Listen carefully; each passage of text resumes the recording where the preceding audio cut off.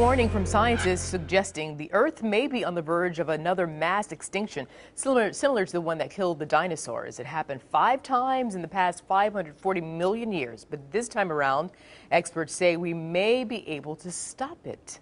Michio Kaku is a physics professor at City University of New York and author of the new book, Physics of the Future, that we're going to be looking forward to the new book, of course. All right, Dr. Kaku, getting right to it. So which species would be most at risk?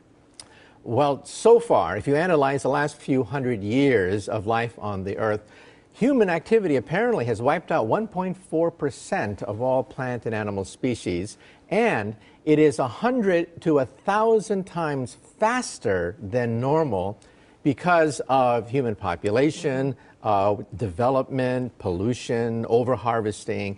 And if you take a look at a zoo, many of the zoo animals that our children love, we may find them going extinct. The tiger, for example, may go extinct. Many of the familiar zoo animals, bears, and realize that 18,000 species are at risk. And what about climate control? What role does it play? Yeah, climate change is also involved in this thing. Independent of where climate change comes from, we see that the seasons are changing. Summers are getting longer. Winters are getting shorter on average. And we always say that the early bird catches the worm, but that assumes that the worm and the bird are synchronized. Many of these cycles, the natural cycles, are being thrown into disarray, meaning, for example, droughts in China going on right now, perhaps famine in certain areas. So we humans cannot be divorced from what's happening in the natural world. We can't be divorced. Is it something we can do about it? I guess you said pollution is one thing we can do. But so what happens, doctor, if there is not this sort of scientific pruning? Would the Earth be overrun with all sorts of creatures?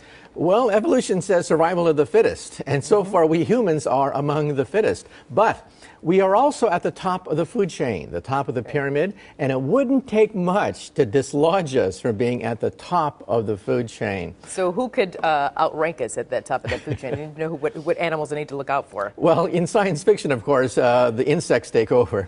But look at something very simple. We are dependent on just a few crops, wheat, rice, and just a few crops, and if a blight were to wipe out these crops, then a huge chunk of humanity would starve to death because we're so dependent on just a few plants and animals for our existence. So should we expand our menu, so to speak, or is there something else that the Earth provides that we should be looking at? We should be wary of overharvesting. For example, overharvesting the oceans. We have drag nets, which in principle could drag the entire oceans. That's how efficient our technology is.